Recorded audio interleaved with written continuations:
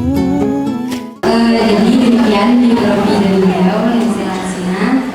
Untuk selanjutnya yaitu seminar santri putri dengan tema fikih kewanitaan. Jadi teman-teman nanti seminar akan dilakukan 2 sesi. Yang pertama nanti adalah materi yang akan disampaikan langsung oleh beliau. Dan setelah penyampaian materi nanti ada sesi yang kedua yaitu tanya jawab. Nanti mungkin dari teman-teman sekalian ada yang ditanyakan, silakan dulu. Ini langsung saja kita mulai kajian seminar pada malam ini pada beliau Lisa Hasina. Assalamualaikum warahmatullahi wabarakatuh. Alhamdulillahirabbil alamin wassalatu wassalamu ala asyrofil anbiya wal mursalin wa ala alihi wa sahbihi ajma'in. Rabbi shrah li sadri wa yassir li amri wa hlul 'uqdatam min lisani yafqahu qawli. Amma ba'du. Yang kami muliakan para masyayikh, para sesepuh, wabil khusus yang kami muliakan Ibu Nyai Nur Aini beserta seluruh keluarga keluarga besar Pondok Pesantren Al-Hidayah yang kami muliakan. Mata'anallah bituli hayatihim. Amin amin ya rabbal alamin. Semoga Allah selalu curahkan kesehatan, panjang umur kepada keluarga beliau. Amin amin ya rabbal alamin. Yang kami muliakan Mbak moderator yang cantik, namanya siapa? Mbak Melina. Mbak Melina yang kami muliakan. Teman-teman, malam hari ini kita agak nyantai aja ya. Ini kayaknya kalau agak lumayan serius, teman-teman ngantuk kayaknya. Jadi kita lebih baik seperti ngobrol ya, supaya majelisnya santai, ilmunya mudah dipaham. Panjenengan juga mau nanya-nanya nggak sungkan, seperti itu. Teman-teman yang hadir pada malam hari ini, ada alumni, ada santri Al-Hidayah yang insya Allah semua dimuliakan oleh Allah Subhanahu wa Ta'ala. Amin ya rabbal alamin. Alhamdulillah, tadi diawali dengan video biografi, tapi separuh benar, banyak yang salah. Yang benar tanggal lahirnya benar, yang benar pondoknya benar, itu tapi yang belakang itu banyak yang kita bangga-bangga sepertinya itu. Kayaknya kopas dari Google ya. Fakta ini, fakta kopasnya fakta ya. Masya Allah, alhamdulillah. Kalau kita bahas tentang fikih wanita, teman-teman, pembahasan fikih wanita itu akan sangat luas sekali. Karena cakupan fikih wanita itu ya berarti segala ilmu fikih yang berkaitan dengan perempuan. Nah, kalau teman-teman di pesantren, alumni di pesantren, kiranya kalau kita bahas fikih wanita yang dasar-dasarnya, saya kira kok semua sudah dibahas di pesantren. Betul? Di pondok ngaji kitab fikihnya ada Fathul Qorib? Ada. Itu di dalamnya ada fikih wanita sudah lengkap. Ada kitab Sulatul Taufik? Ada. Nah, jadi kalau kita bahas fikih wanita yang dasar-dasarnya, saya rasa teman-teman di sini mungkin semuanya sudah pernah mempelajarinya, sehingga mungkin yang akan kita kupas lebih cenderung ke permasalahan fikih, permasalahan fikih yang seringkali simpang siur baik di pesantren maupun di kalangan orang awam. Di pesantren pun banyak loh permasalahan fikih yang masih simpang siur. Kita kan dasarnya sudah belajar ya di pesantren. Tapi kalau pengembangan mengenai fikih wanita, biasanya itu banyak muncul kalau katanya itu sampai di pesantren itu banyak pemahaman yang demikian. Insya Allah nanti akan kita kerucutkan, tidak hanya pada bab darah, dia mungkin kebanyakan dari bab darah karena materi yang diminta juga kemarin saya siapkan dari bab mengenai darah. Tapi coba kita buka slide selanjutnya. Saya ingin, kalau haid secara dasarnya mungkin teman-teman sudah paham ya, bahwa haid itu dasarnya berarti darah yang normal dikeluarkan perempuan, seperti itu. Bukan karena penyakit, juga bukan karena melahirkan. Tapi penyakit yang dimasukkan di dalam permasalahan haid itu teman-teman, jadi jangan dianggap begini, oh berarti setiap darah penyakit itu bukan haid. Jangan. Darah penyakit kalau di dalam fikih namanya darah istihadah. Sehingga yang disebut dengan istihadah, yang nanti darahnya disebut siapa dia? Halo? Yang nanti darahnya disebut dengan istihadah berarti namanya darah penyakit. Jangan dibalik seperti ini.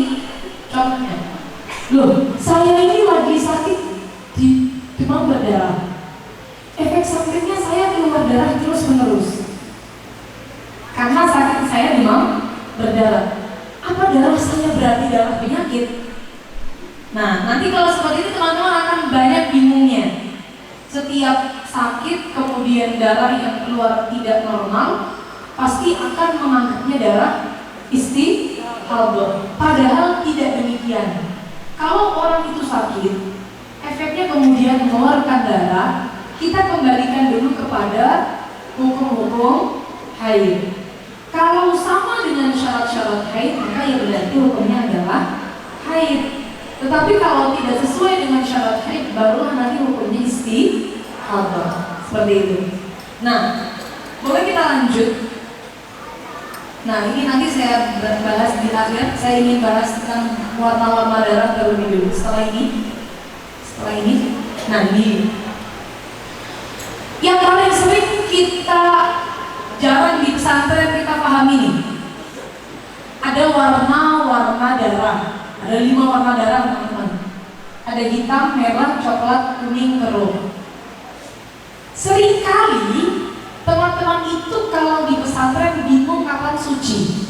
Itu baik sudah ngaji atau sudah di rumah, itu biasanya yang paling sering galau adalah bingung saya kapan sucinya. Kalau semisal sudah haidnya sudah menjelang waktu suci. Setiap perempuan itu pasti akan mengalami masa-masa galau. Ini sudah suci apa belum? Ini sudah suci apa belum? Makanya perlu kita bahas warna-warna darah. Ada 5 warna ini. Ada hitam, merah, coklat, kuning, dan keruh. Teman-teman, kalau warna hitam, merah, coklat, semua ulama pasti menghukumi ketiga warna ini masuk warna darah. Jadi semua sepakat. Kok keluarnya warna hitam atau warna merah atau warna coklat, pasti ini warna darah. Keluar di awal, keluar di akhir, namanya masih haid. Kalau warnanya hitam atau merah atau coklat. Tapi kalau warnanya kuning dan keruh, biasanya agak repot. Banyak yang bingung, ini saya sudah suci atau belum, karena hari-hari biasanya juga seringkali keluar keputihan warna kuning dan keruh. Maka teman-teman, sebenarnya secara fikihnya bagaimana untuk darah kuning dan keruh? Apakah masuk warna darah atau tidak? Ternyata ulama khilaf. Ada perbedaan pendapat di antara para ulama. Menurut pendapat yang kuat, kuning dan keruh termasuk warna darah. Menurut pendapat sebaliknya, kuning dan keruh bukan warna darah. Kalau bisa disimpulkan, menurut pendapat yang kuat, berarti kalau masih kuning dan keruh masih haid, belum bisa dikatakan suci. Tapi kalau kita mengikuti pendapat yang sebaliknya, qaul yang dhaif, Berarti kuning dan keruh hukumnya bukan haid, melainkan sudah suci. Silakan teman-teman mau ikut yang mana. Namun yang paling baik, saya mengambil pendapat dari para ulama kontemporer seperti ada Syekh Yusri Syahli Jum'ah. Beliau itu menyatukan di antara dua pendapat ini. Jadi dua pendapat ini tadi disatukan. Disatukannya gimana? Kalau kuning keruh keluar sebelum haid, kita kan sering ya, kalau mau keluar haid justru malah keputihannya banyak, begitu kan? Malah keputihannya banyak, tanda-tanda mau haid, begitu. Nah ini kalau misal keluar kuning dan keruh menjelang haid, kuning dan keruh bukan haid. Haidnya kapan? Kalau udah keluar hitam, coklat atau merah. Semisal setelah hitam, merah, coklat lanjut keluar kuning dan keruh, berarti masih haid. Tapi kalau betul-betul sudah bersih, bersih itu berarti keluar cairan putih atau cairan bening atau tidak keluar cairan apapun.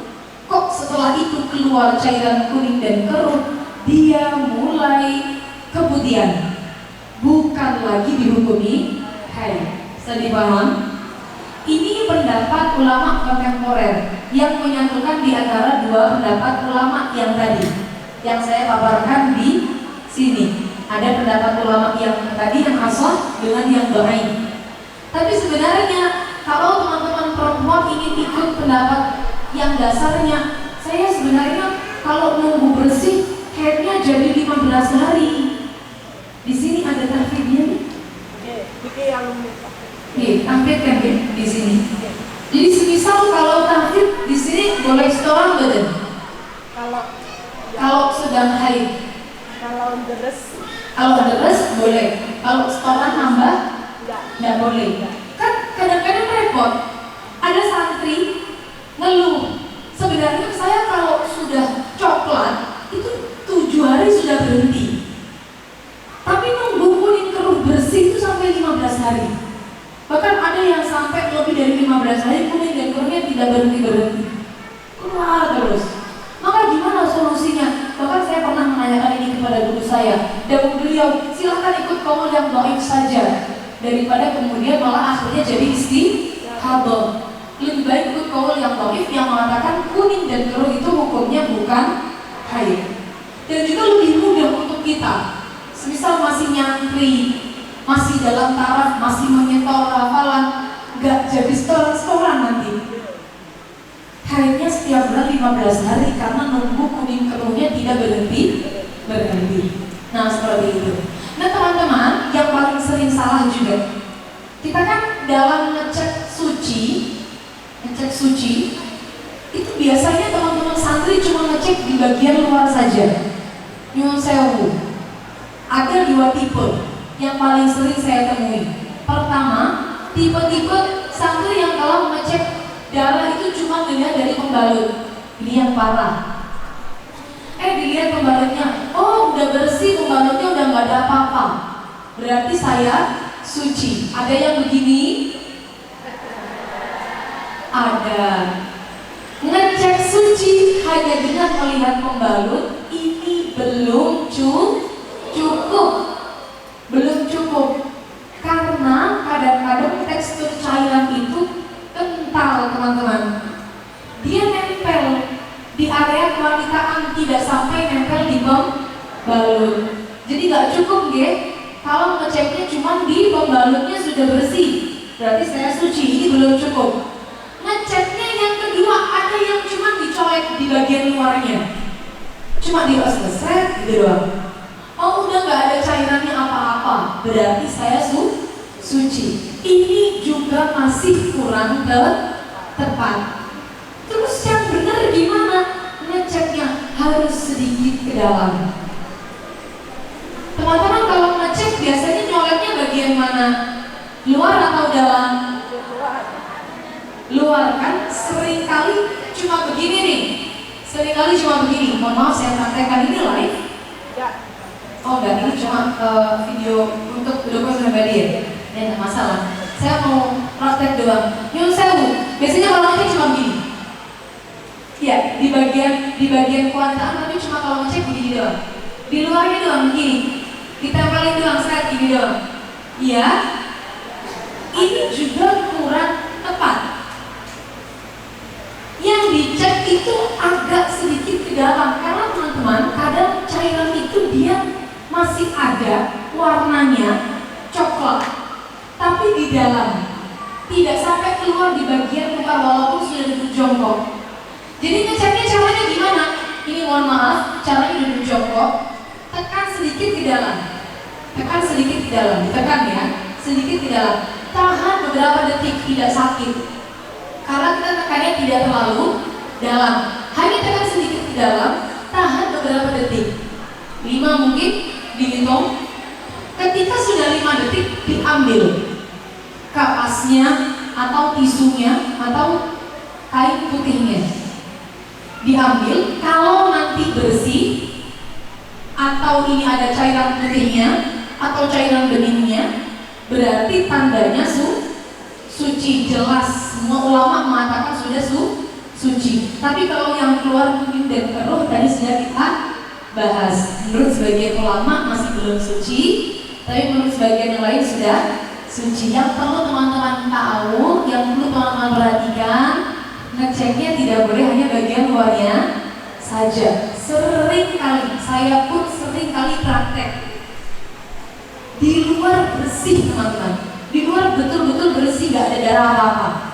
Tapi ternyata ketika dicek agak sedikit ke dalam, ditekan, keluar warnanya coklat, bahkan keluar warnanya masih merah, tapi teksturnya kental, sehingga gak sampai keluar bagian luar.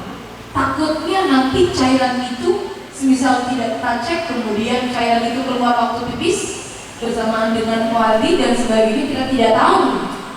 Mestinya kita masih haid, sudah kita hukumi suci. Nah ini yang paling sering disalahpahami. Bahkan saya sendiri pun merasa penjelasan detail demikian juga kadang-kadang di sekelas pesantren mawon jarang yang menerangkan detail demikian. Biasanya juga cukup dicek menggunakan kapas, tapi tidak diterangkan detail bagian-bagian mananya yang harus dicek. Nah, ngecek suci ini membatalkan puasa teman-teman. Kalau semisal puasa, karena areanya sudah masuk area dalam. Jadi maksud saya begini, kalau semisal teman-teman dalam keadaan puasa, itu kita cukup tahunya bagian luar saja, tidak usah masuk-masuk ke dalam. Misal contoh nih, kan ada nih orang kalau pakai KB, darahnya kan keluarnya sedikit-sedikit. Hari ini keluar 1 jam, berhenti, besok keluar lagi 1 jam, begitu ya. Padahal kalau kita mau tahu berhenti kan harus ngecek dalam tadi. Ini nanti membatalkan puasa, sehingga kalau nanti bulan puasa ya harus dihindari ngecek yang sampai ke dalam kalau misal dalam keadaan puasa, takutnya nanti membatalkan puasa. Terus gimana kalau dalam keadaan puasa? Yang dalam keadaan puasa ngecek yang sampai ke dalam silakan dilakukan. Kalau masih dalam keadaan berpuasa silakan dilakukan ketika sudah berbuka saja. Jadi nanti takutnya membatalkan puasa. Itu teman-teman yang seringkali disalahpahami masalah keputihan ya. Masalah keputihan yang nyambung dengan haid. Sebenarnya cairan kuning dan keruh sendiri, kita kan sebagai santri dan juga alumni yang seringkali sudah bersinggungan dengan pembahasan ini paham ya. Keputihan hukumnya adalah suci atau najis? Suci atau najis? Najis ya. Tapi kan sebenarnya ada beberapa macam keputihan itu. Ada yang warnanya kuning, ada yang warnanya keruh, ada yang warnanya putih, bening ya. Kalau warnanya kuning dan keruh, kemungkinan besar itu najis. Karena indikasinya kalau keluar keputihan warnanya kuning dan keruh, biasanya keluar dari area dalam. Area dalam itu nanti berarti membuat hukum keputihannya menjadi najis. Seperti itu. Permasalahannya adalah banyak dari kita perempuan itu yang kadang keluarnya itu bening. Kalau bening biasanya seringkali keluarnya setelah cebok. Kalau mau sholat istinja biasanya pipis terus istinja. Setelah istinja kita kan pakai air, biasanya habis istinja jalan ke kamar itu kayak ada yang keluar gitu. Biasanya warnanya bening. Nah di sini teman-teman, kalau misal keluar putihan warnanya bening, kita tidak tahu keluar dari area mana, maka nanti hukumnya adalah suci dan tidak membatalkan wudhu. Kalau kita tidak tahu keluarnya dari area mana, keluar keputihan warnanya bening, itu hukumnya suci dan tidak membatalkan wudhu. Supaya tidak gampang-gampang mamam, tidak gampang-gampang kena penyakit was-was. Kecuali ada indikasi bening ini keluarnya karena syahwat. Ada cairan bening keluar karena syahwat, namanya nanti jadinya madi. Madi itu jelas hukumnya adalah najis dan membatalkan wudhu. Kalau yang kita bahas itu cairan yang bening tapi tidak ada indikasi syahwat, panjenengan juga tidak tahu keluarnya dari area mana, maka nanti hukumnya adalah suci dan tidak membatalkan wudhu. Yang selanjutnya, seringkali teman-teman baik pesantren maupun di luar sana salah paham. Biasanya perempuan itu kalau awal-awal mau haid keluarnya dikit dulu, kayak cuman flek, kayak cuman keputihan dulu warnanya tapi coklat pekat. Kemudian 2 hari kemudian deras. Jadi awalnya masih dikit coklat pekat, derasnya baru 2 hari kemudian. Ini saya tanya nih, kalau mbak-mbak santri keluar sekarang, maghrib misal maghrib tadi keluar, sucinya sudah 15, maghrib dicek mau sholat maghrib ternyata keluar keputihan warnanya coklat. Hukumnya apa? Haid atau bukan? Haid atau bukan? Haid, karena coklat jelas warna darah. Ya, jelas warna darah dan dia sudah suci 15 hari, berarti waktunya haid. Hukumnya walaupun keluarnya sedikit tetap hukum haid. Bisa dipahami ya?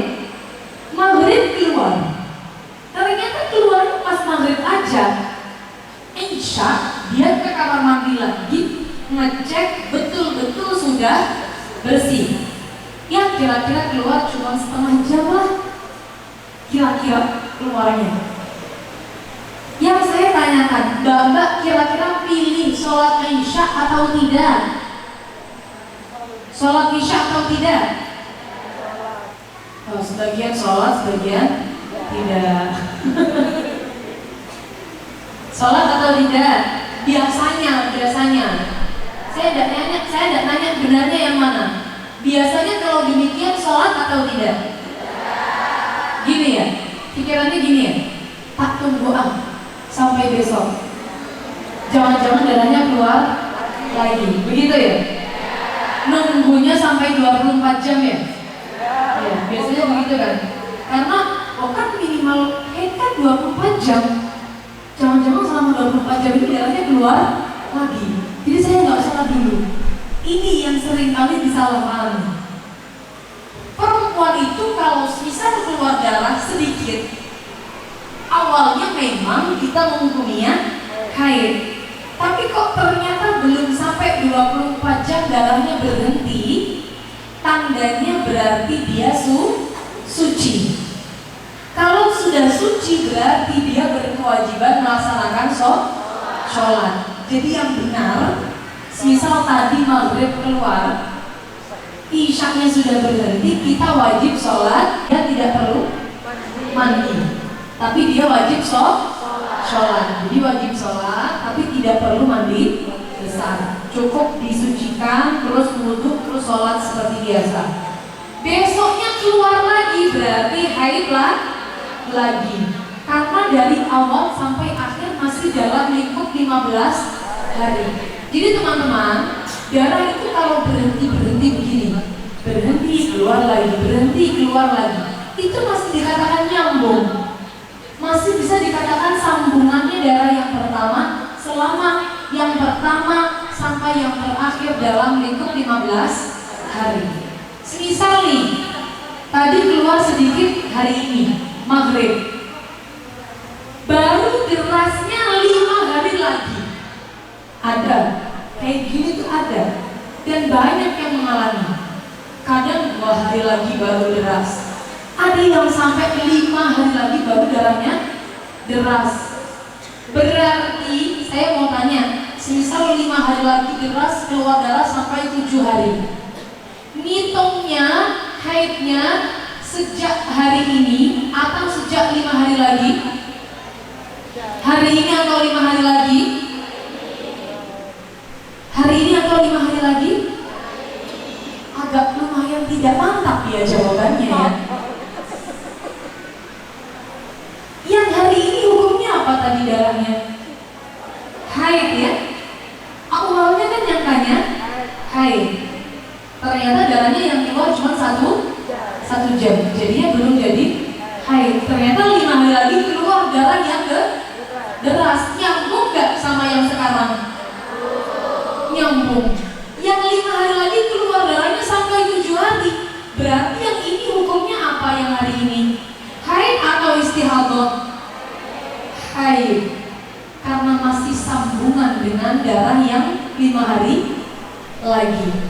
Karena masih dalam lingkup 15 hari. Bisa dipaham teman-teman?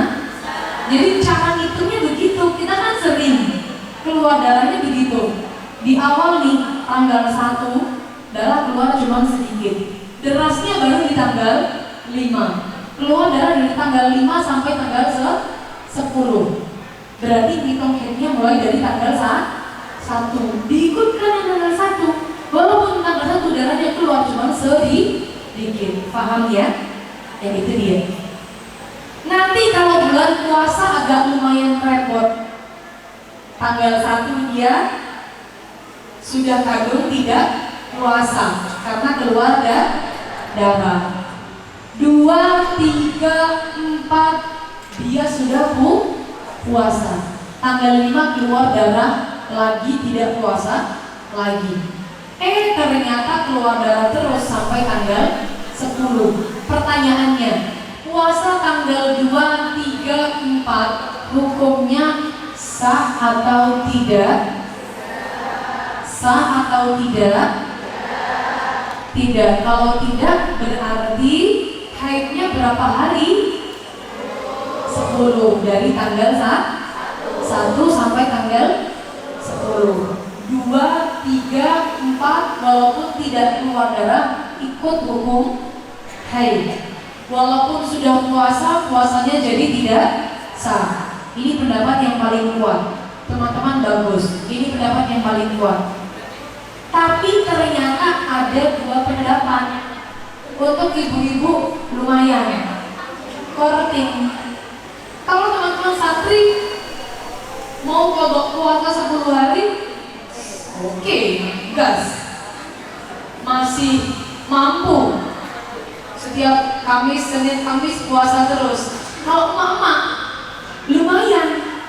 Kodoknya kalau misal ikut pendapat yang kuat jadi 10 hari. Padahal yang 3 hari dia sudah puasa. Jadinya tetap tidak sah. Tapi ternyata ada pendapat yang kedua teman-teman. Pendapat yang kedua ini mengatakan masa berhenti di antara 2 haid dan 2 darah yang dihukumi haid, hukumnya adalah suci. Jadi kalau suci berarti puasanya hukumnya sah. Kalau hukumnya sah berarti tidak perlu untuk diqodho. Sehingga kalau misal kita ikut pendapat yang ini, pendapat namanya qaul talfik. Pendapatnya qaul talfik, maka berarti qada puasanya cukup 7 hari. Kalau kita ikut pendapat yang kuat, qada puasanya harus 10 hari. Bisa dipaham teman-teman ya? Nah itu dia. Selanjutnya saya mau bahas yang jelimet-jelimetnya nanti kalau ada pertanyaan saja. Sekarang saya materi dasarnya, saya ingin bahas yang banyak yang disalahpahami aja. Selanjutnya yang sering disalahpahami adalah mengenai kuku dan rambut. Ini sepertinya di mana-mana kuku dan rambut jadi permasalahan perempuan yang haid. Ini sebagian bilang kuku dan rambut boleh aja dipotong kalau pas haid. Sebagian pasti masih tetap kekeh kalau jangan sampai potong kuku dan potong rambut dalam keadaan haid. Yang benar bagaimana mengenai kuku dan rambut? Sebenarnya ada, coba slide selanjutnya. Terus.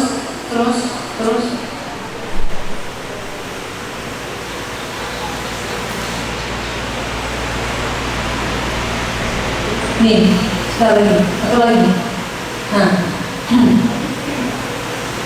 bagaimana sebenarnya hukumnya? Bolehkah perempuan yang sedang haid dan nifas itu memotong kuku, nyisir rambut, akhirnya rambutnya rontok, keramas, akhirnya rambutnya rontok? Bolehkah demikian? Hukumnya adalah sebenarnya sunnahnya bagi perempuan yang sedang wajib mandi besar, sedang berhadas besar, hukumnya sunnah untuk tidak memotong kuku, tidak memotong rambut, atau menghilangkan anggota tubuhnya dari dirinya. Sunnah hukumnya. Kira-kira kalau semisal sunnah kemudian dilanggar, apakah sampai dosa? Tidak. Hukumnya hanya sebatas tidak mendapatkan pahala kesunahan. Pol-polnya mungkin makruh, tapi yang banyak disampaikan tidak mendapatkan pahala kesunahan. Andaikan pol hukumnya makruh, tidak sampai haram. Jadi semisal dalam keadaan jinabah, dalam keadaan haid, dalam keadaan nifas, mau potong kuku boleh, tapi tidak mendapatkan pahala kesunahan. Mau sisiran boleh, tapi tidak mendapatkan pahala sunnah. Mau keramas boleh, tapi tidak mendapatkan pahala kesunahan. Kalau semisal yakin rambutnya ada yang rontok. Kalau semisal keramas tapi tidak sampai merontokkan rambut, ya tetap bisa mendapatkan pahala kesunahan, tetap bisa. Yang bikin tidak dapat sunnah itu karena merontokkan rambut. Kalau semisal sudah rontok teman-teman, ini kan merontok ini sudah jelas hukumnya. Kalau semisal sudah rontok, sebagian masih ada yang dikumpulin, sebagian sudahlah biarlah dibuang-buang juga nggak apa-apa. Sebagian ada yang habis dikumpulin terus disuciin, nanti dibawa kalau pas lagi mandi besar. Sebagian yang lain ada yang langsung dimandikan saat rontok saat itu juga. Jadi langsung dimandikan, disucikan saat itu juga ketika rontok. Simpang siur. Orang ini banyak sekali perbedaannya satu perempuan dengan perempuan yang lain menanggapi hal ini. Hukum fikihnya gimana? Sebenarnya yang wajib untuk dimandikan hanya yang menempel di tubuh. Yang menempel di tubuh itu yang wajib dimandikan. Yang wajib dialiri air saat mandi besar. Yang sudah terlepas tidak wajib dimandikan. Tidak perlu dimandikan. Tidak ada anjuran untuk dimandikan.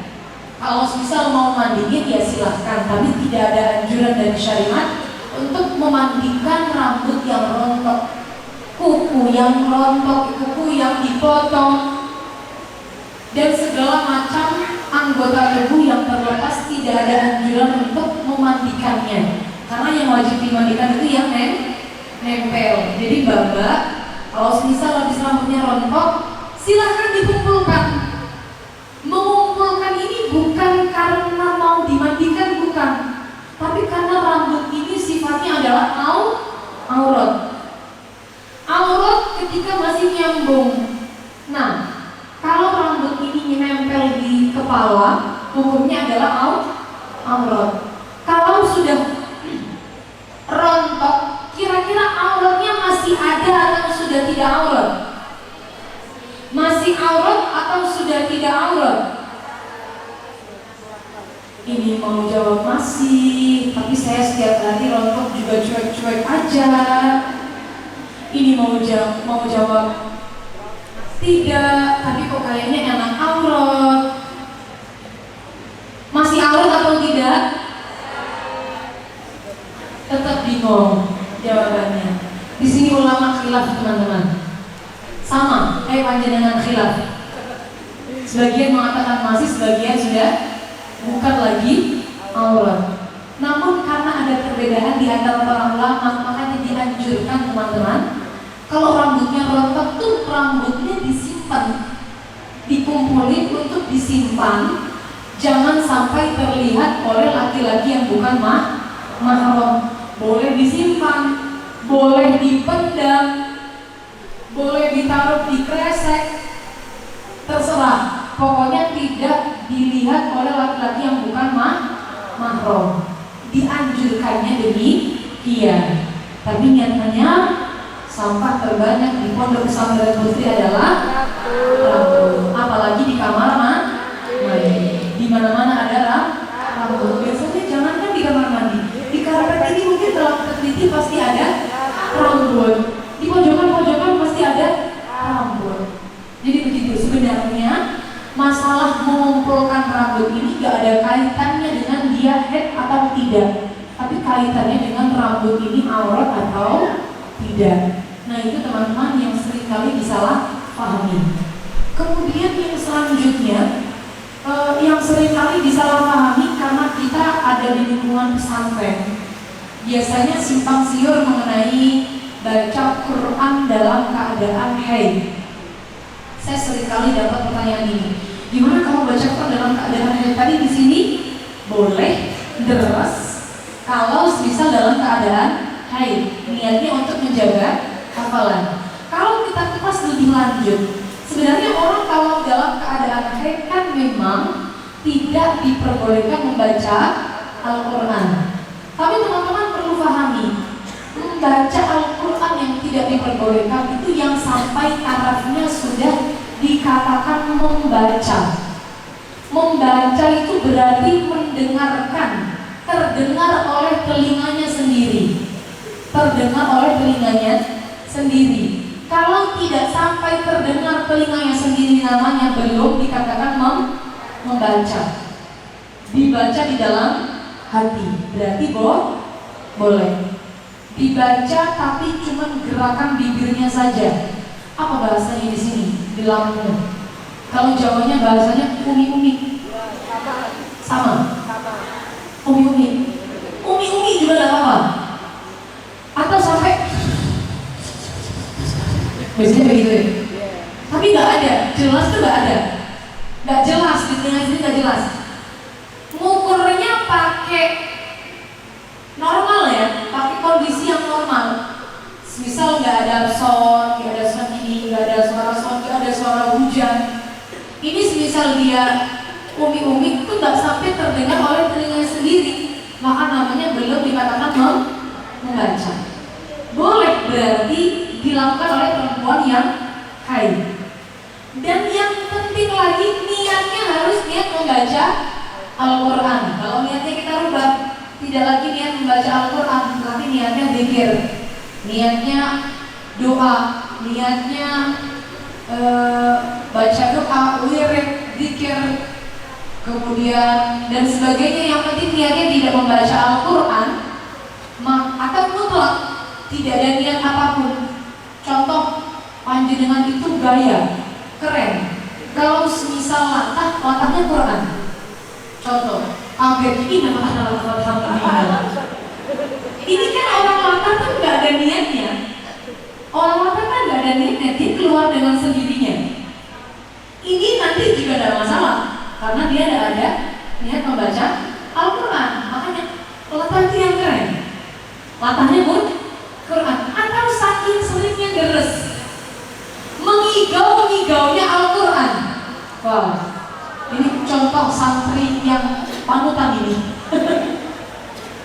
Sebelum tidur bikin setoran. Setorannya pas, misal setorannya pas sulit. Mungkin setorannya itu yusikumullahu fi auladikum lidzakari tamil ya. Juz 4. Yusikumullahu fi auladikum lidzakari mithlu hadzil unsayyaini semisal. Lalu itu nanti tidur, dalam tidurnya dia fa in kana lakum fa in kana Quran yang dibaca. Itu kan rumit kan ayatnya. Fa in kana lakum waladun waladun nanti rumit ayatnya. Walau benar berbohong itu ya kan ayatnya rumit. Ini dibaca pas waktu tidur, maka juga boleh karena orang tidur pasti tidak ada niatnya membaca Al-Quran. Atau kita semisal baca wirid, baca doa juga boleh. Cuman yang diperkhilafkan itu di antara para ulama, yang dikatakan wirid itu seberapa? Wirid itu apakah cuman hasbunallah wa ni'mal wakil, ni'mal maula wa ni'man nasir itu wirid, atau wirid Quran yang lainnya semisal la ilaha illa anta subhanaka inni kuntu minadz dzalimin dan sebagainya. Wirid Quran, ayat-ayat penggalan ayat-ayat Quran sedikit-sedikit itu, apa cuman sedikit? Atau semisal kita baca Yasin niatnya wirid tetap boleh. Ini para ulama khilaf. Sebagian ulama mengatakan kalau semisal wirid ya berarti dikit. Kalau namanya wirid ya dikit namanya dikit. Kalau banyak namanya baca Quran, bukan lagi wirid. Ada ulama yang berpendapat demikian. Sehingga menurut ulama-ulama yang berpendapat demikian, kalau kita bacanya Yasin tidak bisa diniati wirid. Kalau kita bacanya Al-Kahfi tidak bisa diniati wirid. Menurut pendapat ulama yang mengatakan wirid itu ya sedikit. Tapi ada sebagian ulama yang tidak membatasi. Yang penting kamu niatnya dzikir. Yang penting kamu niatnya wirid. Seberapapun ayat Quran yang kamu baca banyaknya, semuanya tetap boleh untuk dibaca. Sekalipun kamu baca satu khataman, kamu niatnya mau wirid juga boleh. Menurut pendapat ulama yang demikian. Jadi memang ada dua pendapat. Jadi misal itu pendapat ulama yang ini, kita mau baca Al-Kahfi niatnya wirid boleh. Kita mau baca Yasin niatnya wirid boleh. Baca Al-Baqarah niatnya wirid juga boleh. Bahkan khataman Quran tapi niatnya wirid juga boleh. Cuman ingat teman-teman, kalau khataman Quran kita niatkan wirid, pahalanya wirid, pahalanya dzikir. Begitu. Bukan lagi pahala khatam Quran. Itu yang membedakan. Jadi pahalanya wirid dengan pahalanya membaca Al-Quran juga tentunya berbeda. Itu yang mungkin sering kali disalahpahami. Nanti mungkin kita lanjut tanya jawab dulu supaya lebih interaktif. Saya masih banyak materi, tapi saya sambung dengan tanya jawab. Nanti saya sampaikan materi lagi, tanya jawab lagi. Barangkali ada yang ditanyakan supaya tidak ngantuk. Iya, karena jamnya sudah jam 10. Saya kembalikan kepada Mbak Naini. Baik, mungkin dari teman-teman seminar dibuka pertanyaan dulu ya. Pertanyaan nomor saat dari alumni mungkin ada yang mau tanya? tahu santri, Mbak, atau ibu guru? Ada ya? Maaf. Jangan saya. Ada yang mau tanya silakan.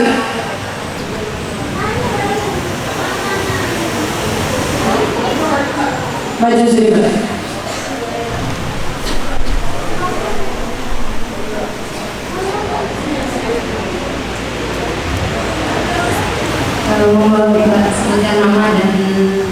Takbir. Assalamualaikum. Perkenalkan, saya Kamila Safitraya dari Natal, Lampung Selatan. Assalamualaikum, ini izin bertanya tentang keputihan. Semisal keputihan jelas, tapi pengen ikut sholat jamaah fardu atau tarawih, itu lebih baik sholat sendiri atau ikut jamaah? Sekian. Sebelumnya, jazakumullah khairan. Wassalamualaikum warahmatullahi wabarakatuh. Waalaikumsalam warahmatullahi wabarakatuh. Ada yang mau tanya lagi? Ulang ini. Yang ini mana?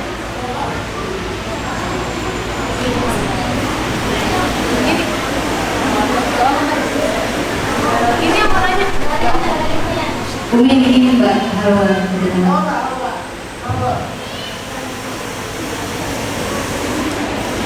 Begini, Mbak. Begini.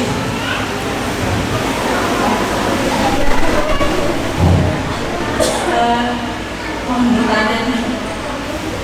Ini pertanyaan terkait istihadah. Misal keluar darahnya dari tanggal 1 sampai tanggal 20, dan itu darahnya koi semua.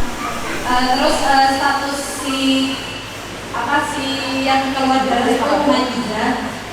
Jadi itu dikembalikan ke koi, dikembalikannya ke mana? Salam, sedangkan itu lebih dari 15 hari. Mungkin sedikit rangkuman dari pertanyaan yang pertama tadi, bagaimana hukumnya nih ketika seseorang perempuan yang keputihan bercukup deras dan dia dilema apakah sebaiknya melakukan sholat sendiri atau berjamaah.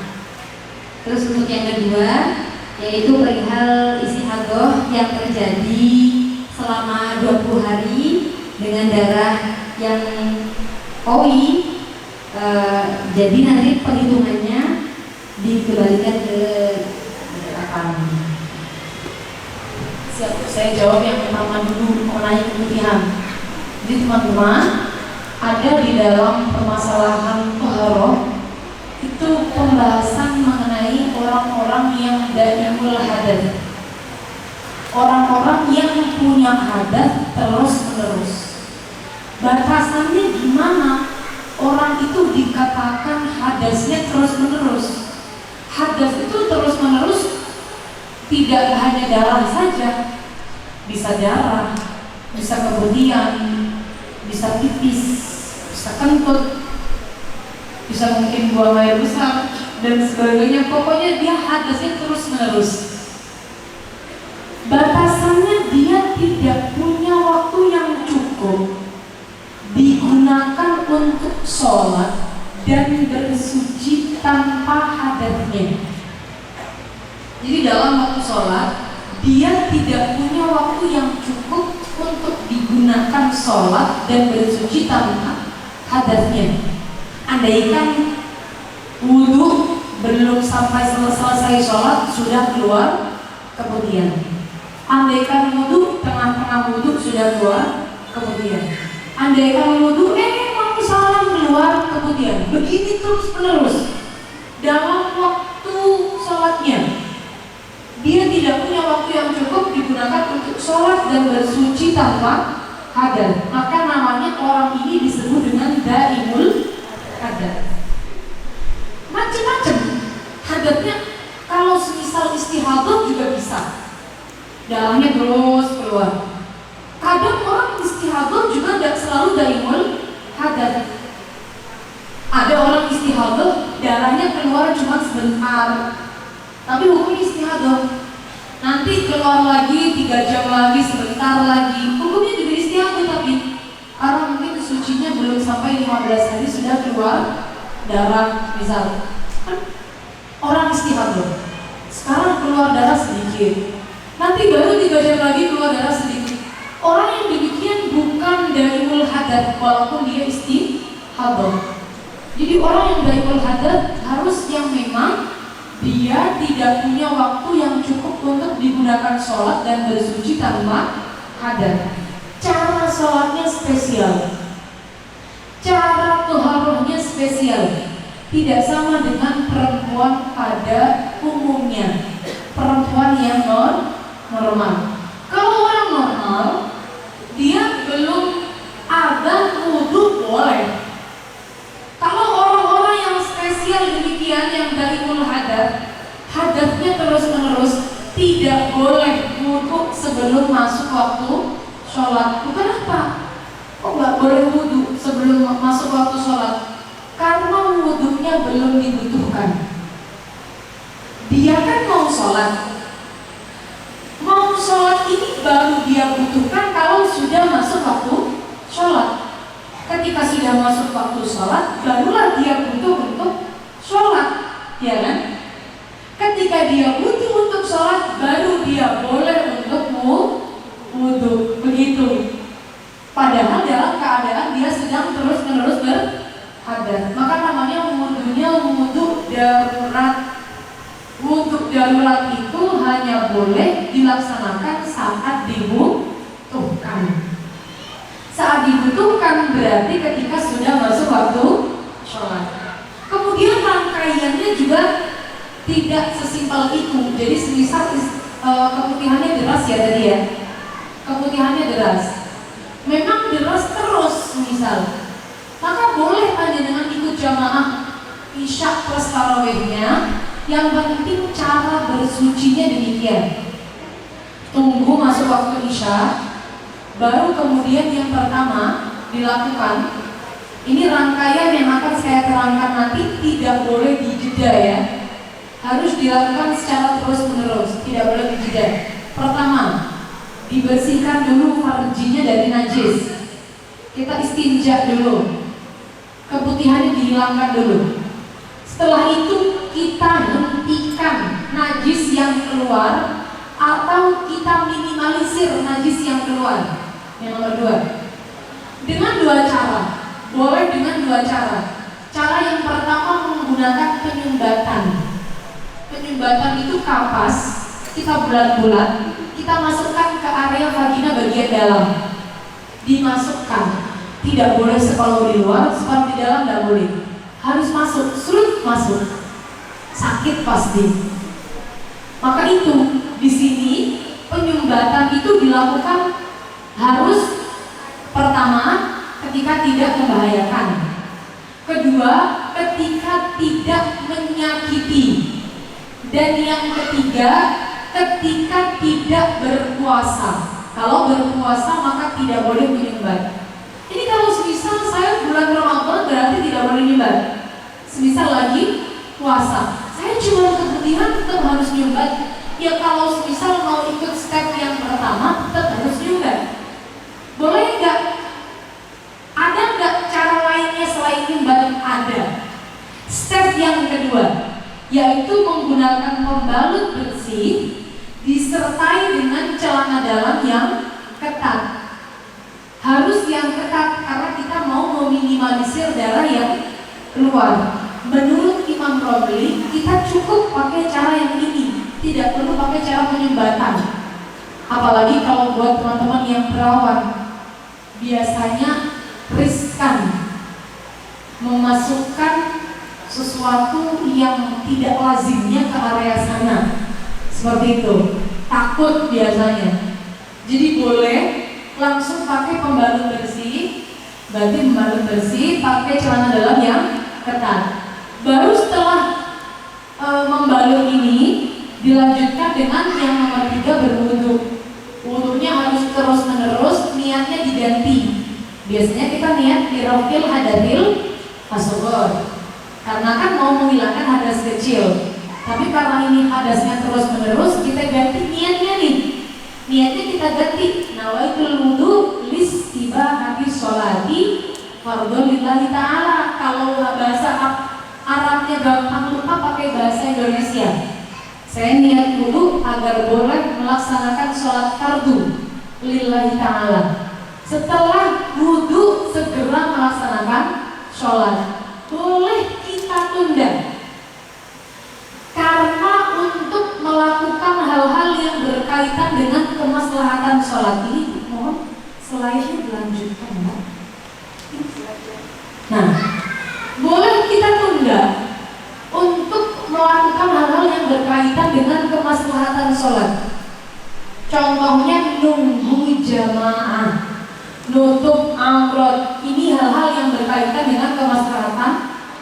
Jadi semisal Isya, awal Isya kita wudhu nih, tadi sudah toharoh dengan pakai, kita udah istinja, kita udah pakai pembalut baru, kita udah wudhu, terus baru naik jamaahnya setengah jam kemudian, apakah boleh? Boleh nunggu setengah jam untuk agar ikut bersama sholat Isya dengan jamaah.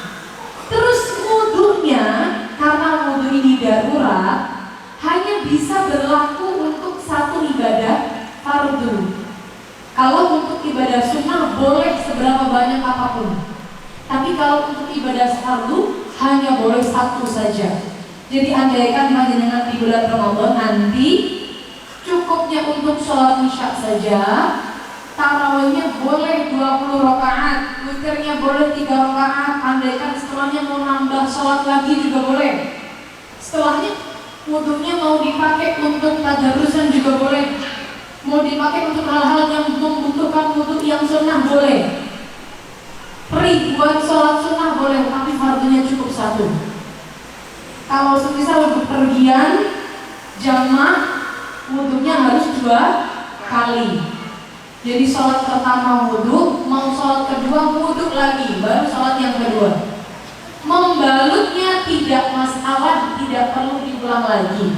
Yang penting tidak bergeser kemana-mana. Tapi kalau wudhunya harus diulang seperti itu.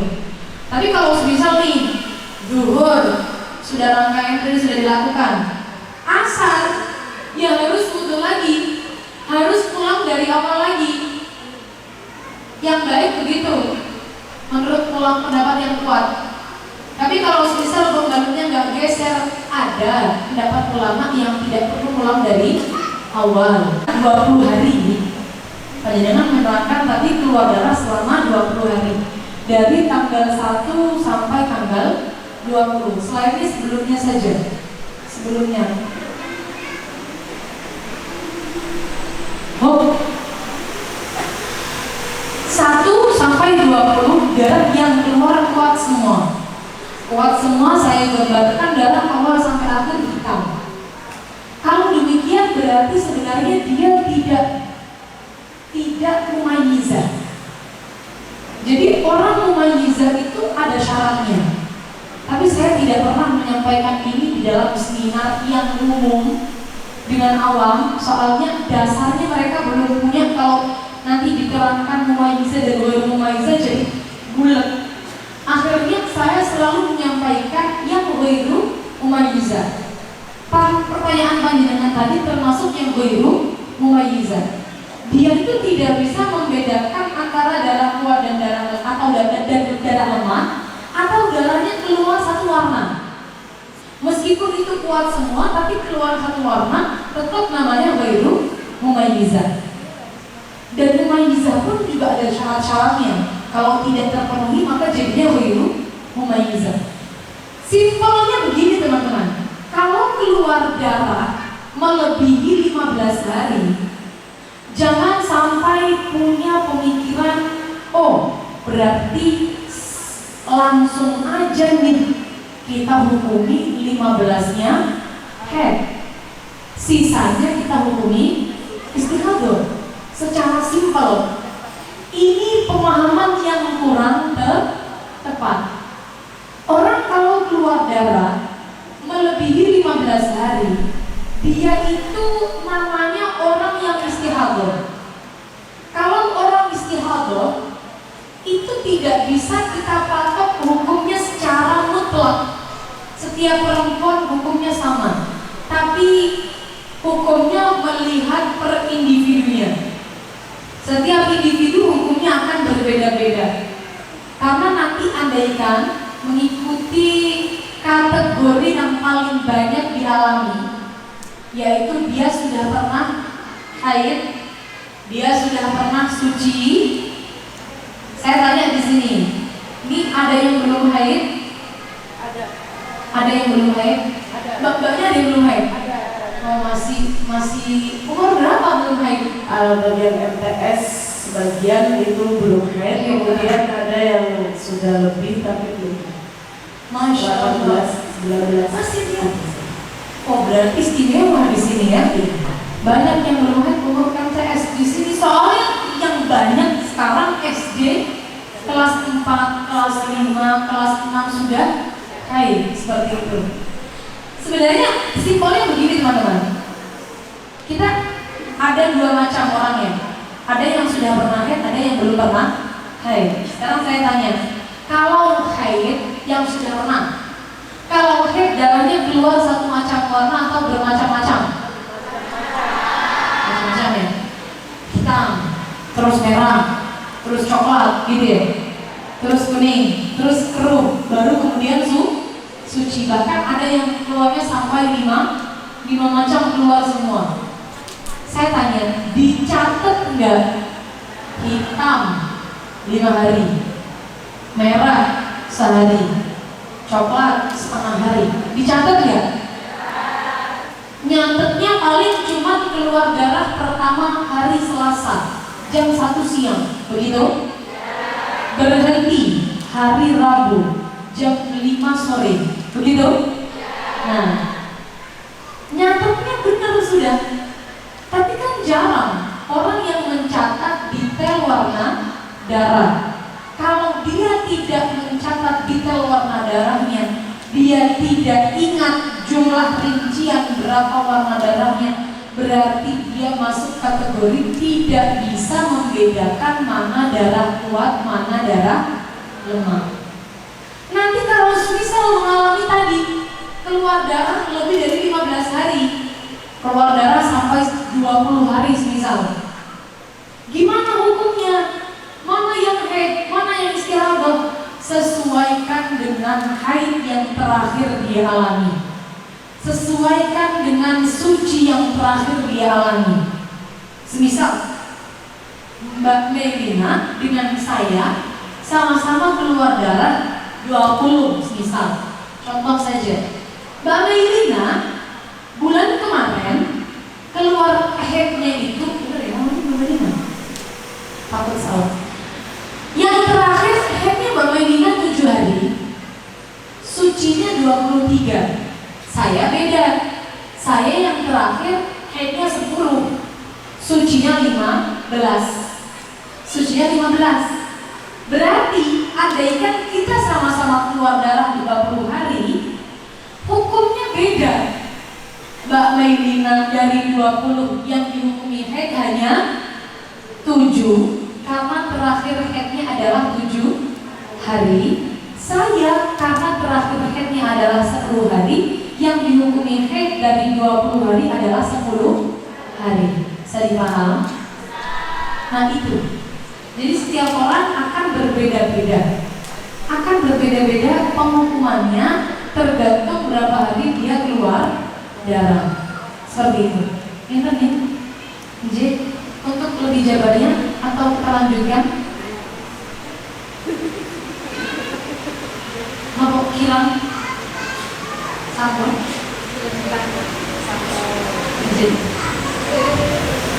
Ada yang ini dari saya dulu. Ini saya mengeluarkan keresahan. Sebagian dari kami atau para alumni pun itu kan sering mengikuti pengajian muslimat atau fatayat. Biasanya kita itu berada di dalam masjid. Karena tadi saya melihat di slide ada yang saya lupa. Ya, di slide tadi yang hal-hal yang diharamkan itu yang nomor 7, lewat ataupun berdiam diri di dalam masjid. Sedangkan kebutuhan kami para wanita ini ngaos bareng-bareng itu biasanya membuat dilema. Niku pripun. Sedangkan dan lagi ini ada yang komen, tadi saya sempat buat status, kemudian ada yang komen lagi, padahal yang wes sudah pakai pembalut yang tebal supaya tidak menetes, itu katanya salah kaprah. Meskipun dia sudah memakai pembalut yang paling bagus supaya tidak menetes, itu tetap tidak boleh. Ada lagi yang saya tanyakan yang kedua. kedua, jika seperti itu, bagaimana kalau dia orang yang istihadah dan istihadahnya batal? Karena ini pernah kejadian kita ngaji di masjid, kemudian dia karena dia merasa istihadah, dia membaca Al-Quran boleh, tapi batal kemudian tembus. Nah itu pripun? Pertama, kalau jawab yang pertama mengenai berdiam diri di dalam masjid. Sebenarnya kalau panjenengan tadi jawabannya sudah benar semua. Panjenengan tadi sudah menjawab. Kan tadi panjenengan bertanya sekalian menjawab. Ini kan nggak boleh berdiam diri di dalam masjid. Kemudian kita kan butuhnya ngaji. Terus katanya ada yang kemudian bilang kalau misal pakai pembalut yang tebal sampai tidak netes juga itu katanya nggak boleh. Ya benar, memang tetap tidak boleh walaupun dia yakin kalau darahnya tidak menetes, tetap tidak boleh kalau kita mengikuti jumhur ulama seperti itu. Sebenarnya ada nggak sih solusi kan begitu? Saya ibu, saya tidak memfatwakan ini. Saya hanya cerita. Karena kaul solusi demikian kalau difatwakan jadi nggak boleh. Saya cuma cerita. Pasti banyak ibu-ibu yang galau soalnya. Gak bisa ikut muslimatan, apalagi dia jadi pengurus. Harus riwaringin nyiapin. Kalau nggak masuk masjid juga repot. Pertama yang mau sampaikan, saya nyuwun kalau bikin agenda jangan di masjid. Pertama, yang mau suwun. Kalau bikin agenda, usahakan jangan di masjid pertama. Kalau bisa di luar masjid, di emperan masjid. Tapi kalau di emperan masjid lumayan dananya, karena perlu tenda, lumayan dananya. Kalau ada selain masjid, mau bocah selain masjid, musola boleh. Yang penting tidak masjid, karena status masjid dengan musola beda. Kalau ini masjid nggak boleh, musola boleh, aula boleh, langgar boleh, yang penting tidak namanya masjid. Itu pertama kalau sampaikan. Yang kedua, setelah mengusahakan sepenuhnya untuk tidak berada di area masjid, kok tetap kemudian daruratnya ada di masjid, karena memang satu-satunya tempat yang bisa menampung sebesar masjid. Tidak ada dana yang menyelenggarakan acara di luar masjid. Misal mau nggak mau masuk masjid dalam keadaan haid, mau cuma cerita. Ada kaulnya Imam Muzani yang mengatakan perempuan haid itu boleh di masjid, tapi sekelas Imam Syekh Buti itu tidak berani makin ini, ibu. Cuman ada ulama Mesir yang tetap memperbolehkan untuk menggunakan pendapatnya Imam Muzani yang mengatakan perempuan yang haid itu boleh di masjid, pakailah secukupnya, karena ad-darurah tuqaddaru biqadriha. Keadaan darurat itu ya disesuaikan dengan kadarnya, ya harus dipakai sebutuhnya. Semisal butuhnya pas ngaji, ya pas ngaji aja. Butuhnya dia cuma nyiapin, ya pas nyiapin aja. Ngajinya bisa di luarnya semisal, karena di emperan masjid, di halamannya bisa, silahkan. Masuknya cuma buat nyiapin aja. Al-darurah tuqaddaru biqadriha. Sesuaikan dengan kadar kebutuhan daruratnya. Ngajinya jam 1 sampai jam 4. Selesai ngaji, langsung silahkan keluar dari masjid. Jangan malah leha. Jangan malah selfie. Selfie-nya silahkan di luar masjid. Itu makanya. Jadi maksudnya pendapat solusi demikian silahkan dipakai dalam keadaan darurat. Saya cuma cerita, saya tidak berfatwa, karena tidak boleh difatwakan pendapat-pendapat ulama demikian. Pakai hanya saat butuh, jangan selalu dipakai. Kalau bisa, makainya jarang-jarang. Kalau misal bisa mengusahakan tidak pakai ini, tentu akan lebih baik. Saya untuk diterima pendapat yang ini. Namanya qaulnya Imam Muzani. Ini ashab Syafi'iyah. termasuk masih dalam kalangan mazhab Syafi'i, tidak sampai keluar mazhab. Loh, kalau misal tadi orang haid itu walaupun sudah hampir suci tetap gak boleh di masjid, meskipun yakin darahnya gak netes tetap gak boleh di masjid. Sekarang gimana kalau orang istihadah? Apakah kemudian dia boleh di masjid? Orang istihadah itu statusnya sama seperti orang yang suci. Orang yang suci berarti dia boleh di masjid, dia wajib sholat, dia wajib puasa, dan semuanya hukumnya sah. Ibadahnya semua hukumnya sah. Baca Quran juga boleh pakai mikrofon atau tidak pakai mikrofon, semuanya boleh. Baik niat baca Quran, baik niatnya zikir, sembarang, semuanya boleh kalau istihadah. Karena statusnya dia seperti orang yang suci. Cuman kalau deras kemudian sampai mengotori masjid, dia berarti harus disucikan. Kalau semisal memang dia khawatir mengotori masjid, khawatir menetes mengotori masjid, baru kemudian tidak boleh. Tidak bolehnya bukan karena istihadahnya, tapi karena khawatir mengotori masjid. Karena menajisi masjid itu tidak boleh hukumnya, mengotori masjid hukumnya tidak boleh. Jadi perlu untuk kita pilih yang ini istihadahnya nggak masalah, ini yang masalah sebelah sininya, seperti itu. Ya, coba aja. Iya, cukup bagus. Ada. Mbak, tolong Mbak. Silakan berdiri.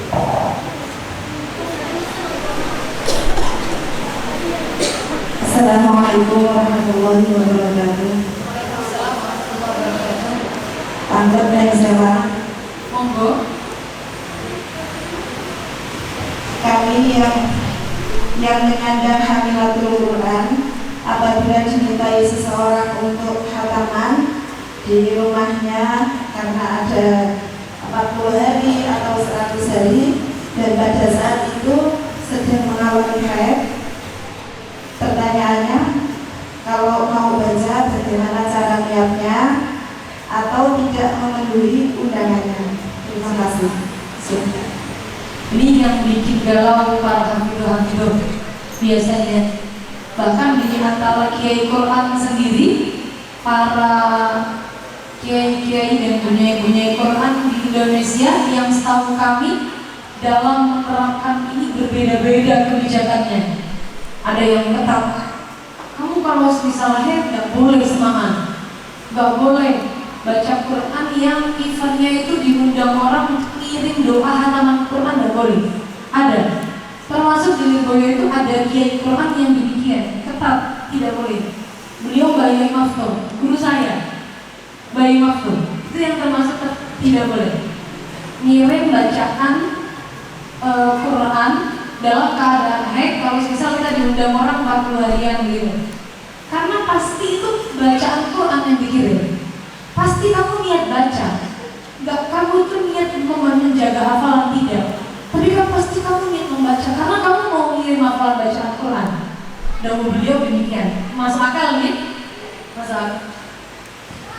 Sebagian kemudian ada yang memperbolehkan, seperti Ibnu Hazm. Tapi kalau lebih apa? Itu memperbolehkan.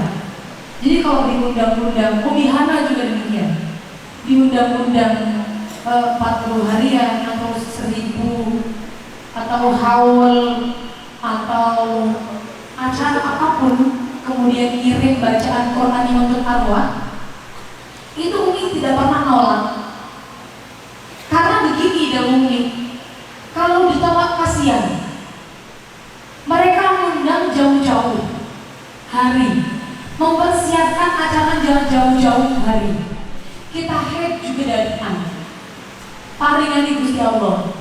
Kemudian diundang, bagaimana kecewanya? Semisal sudah diundang, ternyata kemudian kita nolak. Nah, ternyata yang beliau lakukan ini ada dari pendapat para ulama yang menampung. Bolehkah kemudian ngirim bacaan Quran dalam keadaan sedang haid, yang memang niatnya betul-betul membaca, tapi bukan menggunakan mazhab Syafi'i, menggunakan mazhab Malikiyah. Mazhab Maliki itu orang haid boleh baca Quran, yang penting darahnya masih keluar. Kalau sudah berhenti silahkan mandi dulu, baru boleh baca Quran. Tapi kalau masih keluar boleh baca Quran. Ini mazhab Maliki. Jadi beliau ini membuat pemilihan demikian, selain nanti juga diniati menjaga hafalan, mengirim bacaannya menggunakan mazhab Malikiyah. Seperti itu. Kalau secara fikihnya demikian hukum yang dipakai. Sehingga panjenengan sebenarnya sekarang yang dilakukan bagaimana? Sesuaikan dengan kondisi sekitarnya. Kalau misal masih ada yang bisa menggantikan dan tidak masalah digantikan dengan beliau, ya silahkan, boleh. Tapi kalau misal contohnya Umi Hana dan Umi Hasan sudah tokoh di Kediri itu, Umi Hasan, Umi Hana, kehadirannya sudah ditunggu-tunggu, dinanti-nanti, disiapkan. Coba panjenengan bayangkan, meskipun beliau dahulu nanti yang badalin anak saya, pasti rasanya akan berbeda. Tidak sama karena yang dinanti-nanti beliau. Jadi beliau tidak pernah nolak kalau demikian. Jadi makanya panjenengan silahkan sesuaikan. Dan juga sesuaikan dengan lingkungan. Mohon maaf, misal panjenengan hidup dengan, mungkin ada yang di sini kiainya juga menggunakan pendapat yang kuat tadi, yang ketat tadi, seperti guru kawula, Kiai Wafto. Kalau sedang bersinggungan dengan kiainya, maka usahakan jangan menyalahi pendapat yang telah dipilih oleh gurunya. Gurunya milih orang kalau jangan semaan. Gurunya pilih pendapat yang ini. Panjenengan sedang ada di area gurunya, diundang untuk semaan di pondoknya, ya silahkan matur kalau sedang haid, karena gurunya mengikuti pendapat yang kalau haid tidak boleh simaan sama sekali. Seperti itu. Jadi sesuaikan dengan kondisinya. Kalau misal kita mau menggunakan kaul-kaul yang ada di dalam fikih. Saya dipahami jawabannya? Siap. Ada lagi. Ada titipan. Baik. Sekedar cerita nih, kalau ini gimana nih? Ada dua tim.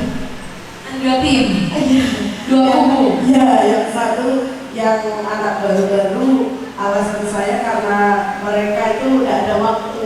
Ya tadi yang banyak-banyak, kemudian tidak ada waktu untuk beres. Maksudnya pagi full kegiatan. Kalau tidak kita kasih waktu, mereka tidak menghafal Al-Quran untuk anak yang mufat kalau di sini. Jadi bagian yang kalau mau sekalian unik kayak langsung kan beneran salah. Pokoknya kayak langsung undur ya santai. Undur libur semuanya. Santai. Maksudnya nggak mikir Al-Quran. Tapi kalau yang untuk yang anak yang baru, yang kecil, yang mereka karena harus dilatih tiap hari, tidak ada libur selama 7 hari. Kalau itu menjaga hafalannya, itu kita buat yang mazhab Maliki mengikuti untuk supaya menambah yang sudah dihafalnya. Oh, itu Syafi'iyah ada. Boleh. Tidak perlu Malikiyah kalau menjaga hafalan. Karena dia menjaga hafalannya, takut kalau lupa, jadi kita mikirkan tiap hari. Itu Syafi'iyah ada. Bukan masalah. Syafi'iyah. Kalau mau kan ini bacaan dong. Beda dengan menjaga hafalan. Kalau semaan kan ngirim bacaan. Logikanya begini. Orang itu kan minta mengirim pahala bacaan Quran untuk orang yang sudah meninggal. Kita yang diminta mau nggak mau pasti niatnya baca Quran gitu loh. Kalau niatnya baca Quran kan kalau sesuai dengan mazhab Syafi'i tidak boleh, kan begitu. Maka dari itu kalau misal simaan ini nggak bisa dihelat kalau dalam mazhab Syafi'i. Bolehnya pindah mazhab Malikiyah. Tapi kalau misal di pesantren panjenengan niatnya itu betul-betul untuk jaga hafalan, monggo. Tidak perlu pindah mazhab. Itu Syafi'iyah ada. Lit tahafuz untuk penjagaan hafalan dan penjagaan diri. Ini ada pertanyaan. Saya 7 hari pertama ngeflag suci 8 hari, kemudian mundur lagi 6 hari, darah keruh. Yang 6 hari darah keruh, terus suci 4 hari, mundur lagi selama 28. Sebentar, ini perlu untuk bicara sebenarnya sebentar. Coba diulang lagi. Ngeflag 7 hari pertama ngeflag, kemudian suci 8 hari, mundur lagi 6 hari darah keruh, terus suci 4 hari, kemudian mundur lagi selama 28 hari, darah deres, darah kuat, deres darahnya. pertanyaannya bagaimana hukumnya? Ya. Terus gimana cara menghukuminya? Pertama, saya ingin tanya, itu ngeflag yang 7 hari ini ada nggak sailahnya di sini? Sailah dan yang mengalami. Ada orang yang tapi Iya. malu pakai Malu. Saya mau tanya, ngeflag 7 hari ini ada 24 jam tidak? Bersambung-sambung ini, misalnya dalam 1 hari ini keluarnya 3 jam, terus berhenti gitu sampai malam, terus keluarnya besoknya lagi. Itu panjenengan berhenti sampai malam dicek benar-benar bersih atau panjenengan nggak ngecek? Dicek sampai dilihat ke dalam-dalam Bersih. Oh, berarti benar-benar berhenti cuma 3 jam keluarnya. Ada 24 nggak selama 7 hari? Saya butuh kepastian itunya dulu soalnya kalau mau menghukumi. Dari awal sampai 7 nggak nyampe. Kan dalam setiap hari itu berhenti terus. Setiap hari berhenti terus. Sebelum 7 hari ini berapa hari kayaknya? Ini harus cerita detail kalau mau bahas bagaimana hukum kasusnya. Sebelum 7 hari yang ngeflag ini berapa hari kayaknya? Ya, sampai kadang 20 hari, kadang 13 hari. Yang sebelum pas dicatat ya? Ada 13 hari. 13 bulan. Habis ini mungkin setelah majelis kita ngobrol. Ini karena pembahasannya perlu kita jawab dan kita interogasi kasusnya secara detail untuk menemukan jawaban rumusannya. Setelah majelis, Ngapunten Niki mulai dari sampai sekarang umurnya sudah itu, dia setiap bulan istirahat terus dan pernah 2 bulan berkeluar darah tidak berhenti. Maksud saya sebenarnya bisa dicarikan hukumnya, tapi kalau ingin tahu sebelumnya pas, sebelumnya pas, karena kalau saya sering begini tidak bisa ketemu hukumnya nanti. Saya seringnya begini, pokoknya saya setiap keluar darah lebih dari 15, kalau juga tidak akan bisa menghukumi yang sekarang berapa. Jadi karena hukum yang sekarang akan berkaitan dengan yang terakhir. Mulai dari SD itu tidak pernah suci sampai banyak dan keluar darah berturut-turut 2 bulan, dia sampai tambah darah sering. Saking seringnya keluar darah kayak orang perdarahan. Setelah ini mungkin bisa kita pakai acara. Silakan nanti ikut kamu beracara. Kita jawab hukumnya secara simpelnya dulu, kita carikan rumusnya. Nah ini matur sendiri Mbak Rina. Ada satu lagi. Ada satu lagi.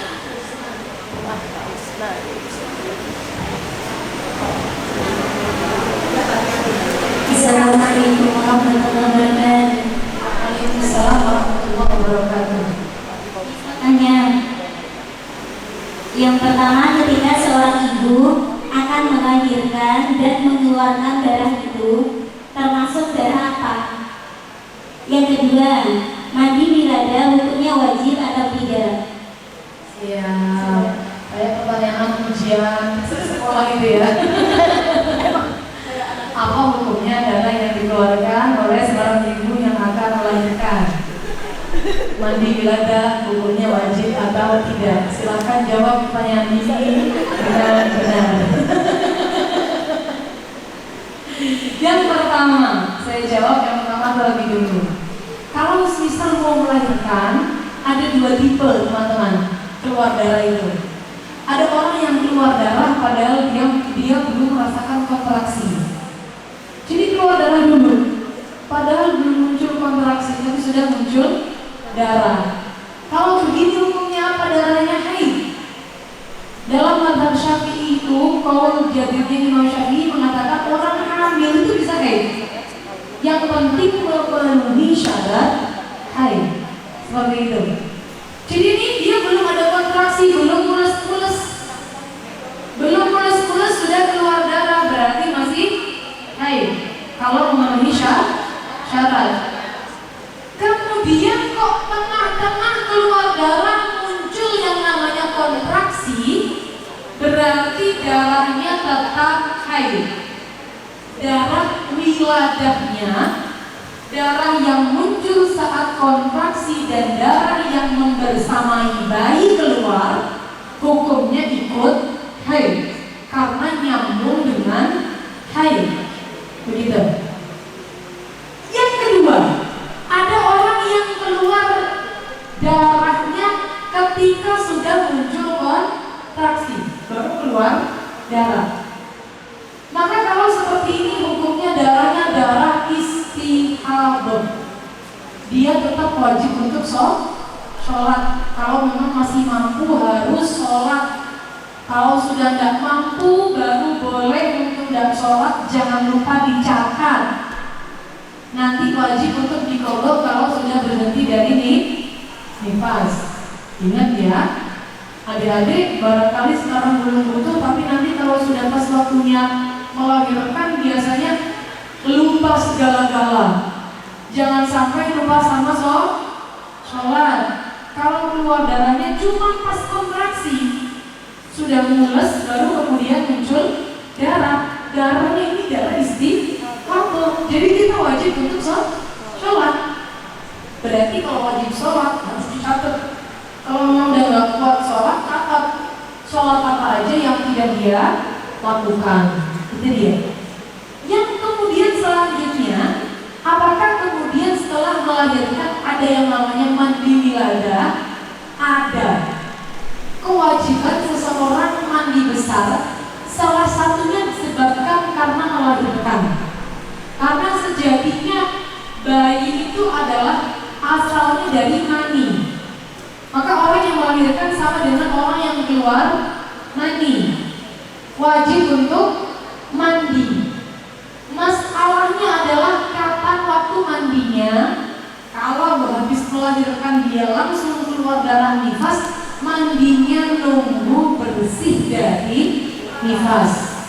Jangan langsung, percuma mandinya. Buat apa? Mandi menghilangkan hadas besar dalam keadaan sedang membawa hadas besar. Tidak ada efeknya. Bahkan nanti kalau tahu tidak ada efeknya kok tetap dilakukan, hukumnya jadi haram. Begitu. Kalau semisal habis melahirkan kering, tidak ada darahnya, berarti wajib untuk langsung mandi. Seperti itu. Dan di sini para ulama sebenarnya khilaf. Kalau semisal melahirkannya melalui jalur sesar, apakah mewajibkan mandi atau tidak? Tapi menurut pendapat yang kuat tetap mewajibkan mandi, walaupun keluarnya bayi tidak melalui jalan yang memang biasa dilewati, jalur normal, tapi jalurnya lewat di bedah. Seperti itu. Oke, cukup nih jawabannya.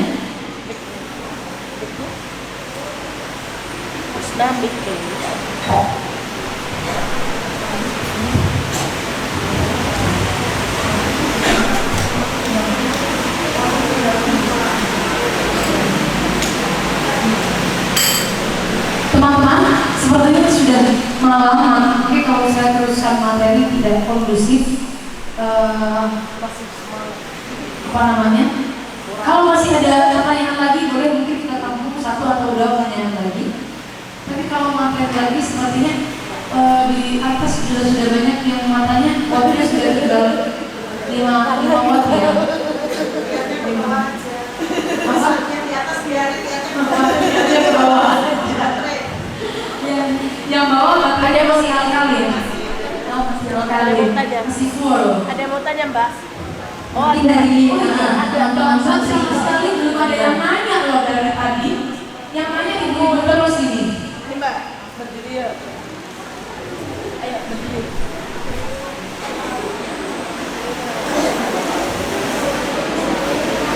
Iya lah nama saya.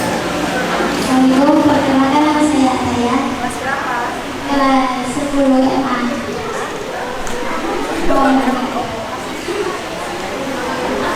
Kalau kemutihan terus karena sholat, kalau puasa batal.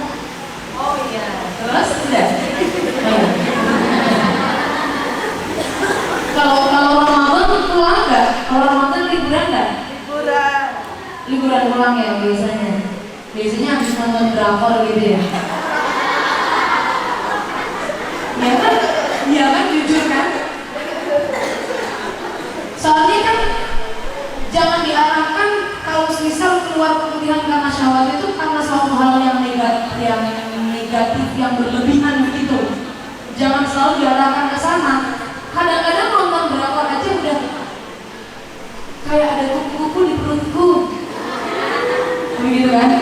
Terus akhirnya keluar cairan yang namanya madi. Ini batal nggak puasanya? Mengeluarkan madi tidak membatalkan puasa. Mengeluarkan madi tidak membatalkan puasa secara zahirnya. Tapi kalau madinya keluar karena dia melihat suatu hal yang diharamkan, membatalkan pahala puasa. Ya repotnya di situ. Jadi kalau secara zahirnya puasanya tidak batal, tapi kalau dia keluar mandi karena syahwat disebabkan suatu hal yang diharamkan, maka yang batal adalah pahala puasa. Jadi adik-adik, ibu-ibu, jangan disepelekan. Walaupun puasanya tidak batal, tapi percuma kita puasa kalau ternyata tidak ada pahala. Iya, cukup. Pertanyaannya anak-anak muda sekali gitu. Sudah ya? Oh masih ada. Masih ada lagi, boleh. Maju Mbak. Biar enak. Mbak Afro maju. Mbak, semua sudah bermain.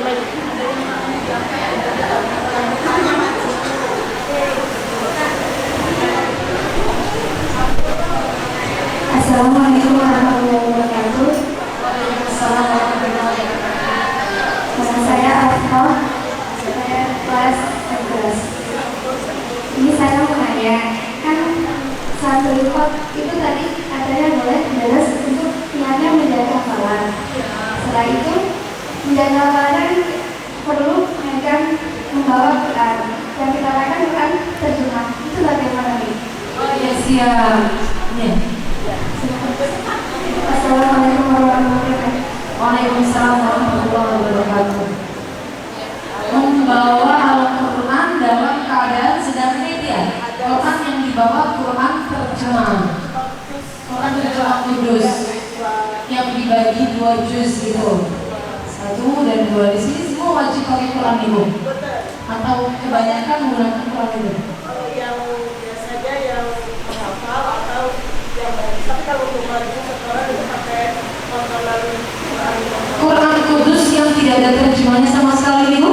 itu untuk Setoran itu, oke, sama seperti masih lasem sekali, masih lasem dan juga, masih lasem sekali. Dia kalau waktu itu soalnya juga sama, masih. Jadi dia mayoritas pakai Quran terjemah kudusnya.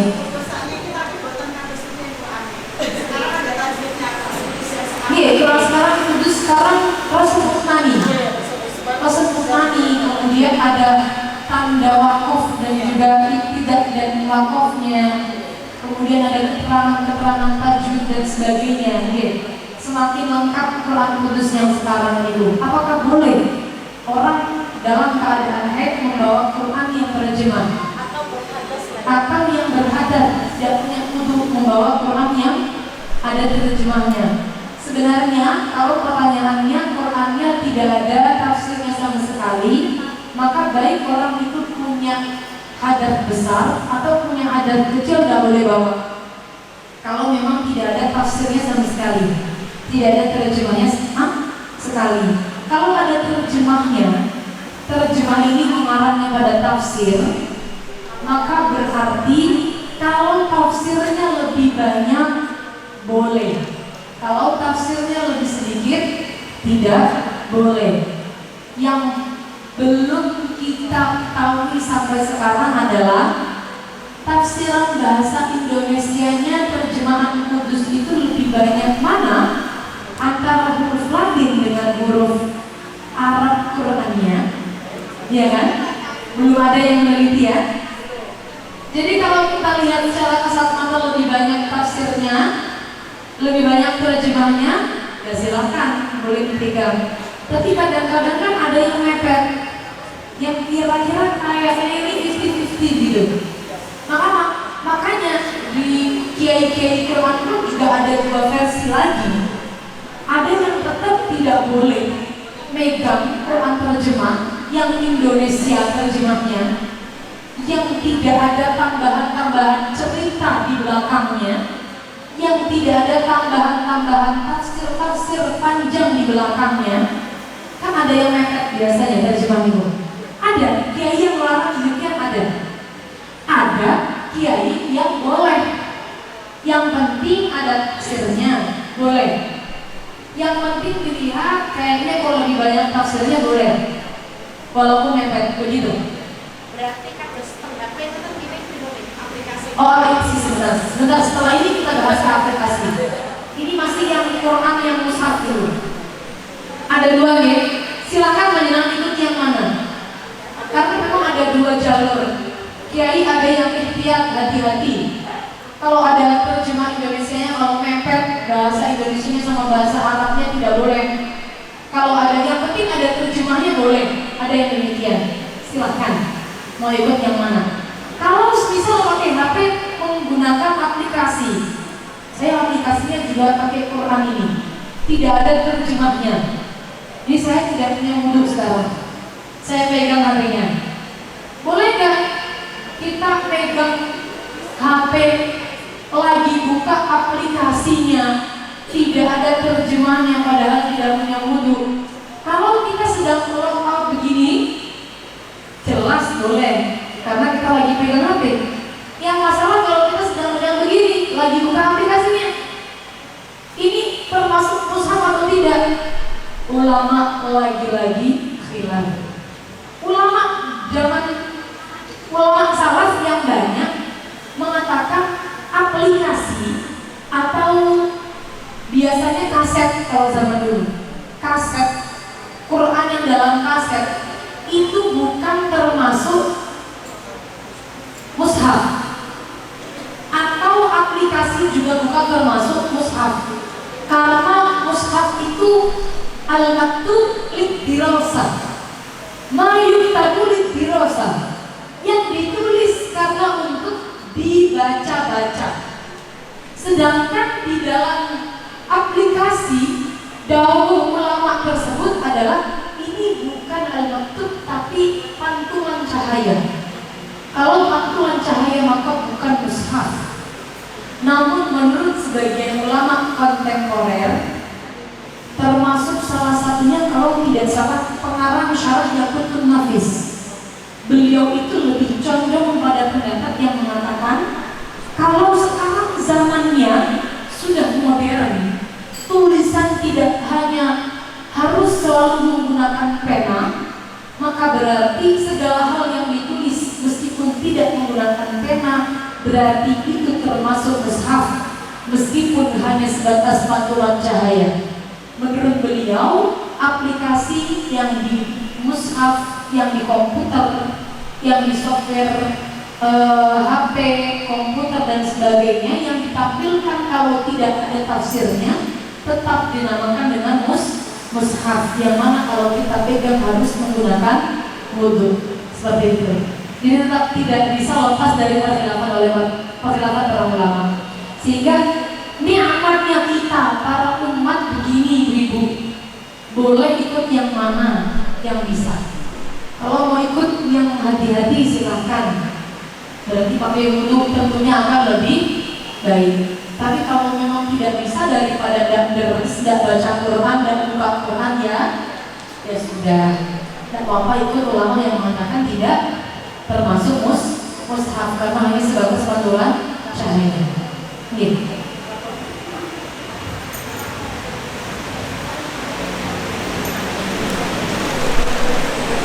Ini berarti saya belum tahu.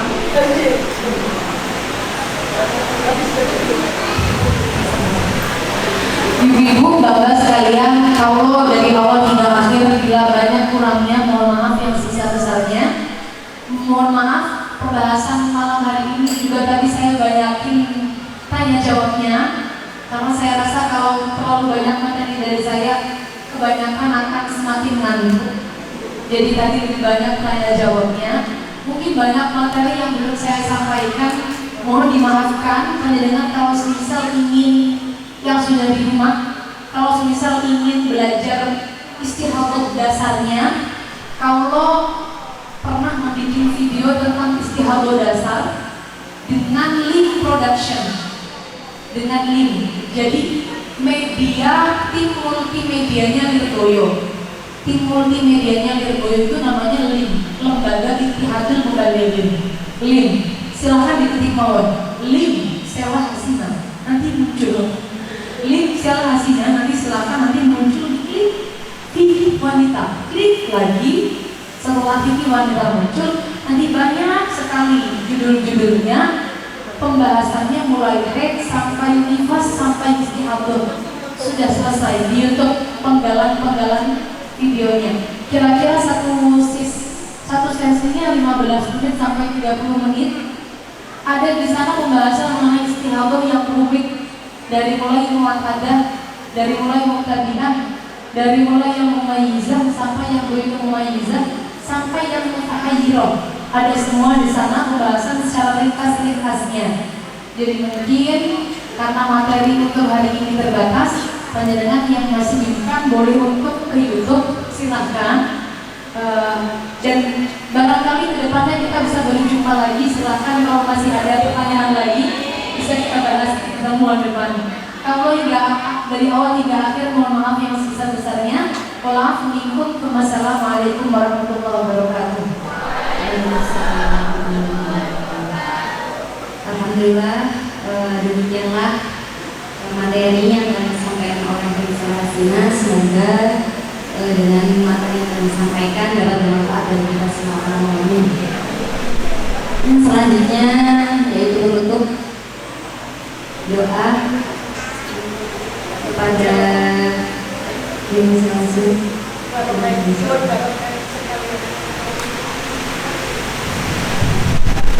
Kalau begitu, mari kita ittiba dengan kebiasaan yang kami lakukan di Pondok Pesantren Lirboyo. Setiap ada majelis, baik itu majelis ilmu ataupun majelis musyawarah dan sebagainya, biasanya setiap majelis ditutup dengan bacaan wal asr 3 kali. Tujuannya ibu-ibu, faedahnya supaya nanti wal asr ini jadi saksi kita di yaumil qiyamah. Kalau misal kita di dunia pernah duduk di majelis yang majelisnya majelis ilmu seperti itu. Jadi mari kita tutup majelis naos pada malam hari ini dengan bacaan wal asr 3 kali, Fatihah 1 kali, wal asr 3 kali, dan doa kafaratul majelis. Semoga apa yang sudah kita bahas tadi bisa menjadi ilmu yang berkah, bisa menjadi ilmu yang bermanfaat, dan semoga bisa memahamkan ini yang berlaku. Nah, kita kalau syafaat Rasulullah yuqul wal ijabatu mas'ulun. Al-Fatihah.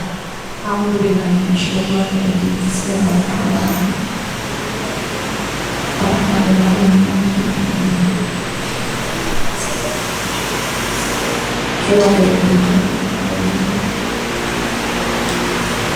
Bismillahirrahmanirrahim. Wa الإنسان لفي خسر إلا الذين آمنوا وعملوا الصالحات وتواصوا بالحق وتواصوا بالصبر. بسم الله الرحمن الرحيم. والعصر إن الإنسان لفي خسر إلا الذين آمنوا وعملوا الصالحات وتواصوا بالحق وتواصوا بالصبر. بسم الله الرحمن الرحيم. والعصر إن الإنسان لفي خسر إلا الذين آمنوا وعملوا الصالحات وتواصوا بالحق وتواصوا بالصبر. سبحانك اللهم وبحمدك أشهد أن لا إله إلا أنت أستغفرك وأتوب إليك. Mohon maaf. Assalamualaikum warahmatullahi wabarakatuh. Demikianlah acara seminar santri putri pada malam hari ini. Saya selaku moderator, mohon maaf apabila ada kesalahan. Terima kasih Reza atas materinya. Semoga bisa bermanfaat dan bisa mendapat wawasan baru bagi kita semua. Baiklah, saya selaku moderator untuk undur diri, mohon maaf. Saya akhiri wabillahi taufiq wal hidayah. Wassalamualaikum warahmatullahi wabarakatuh.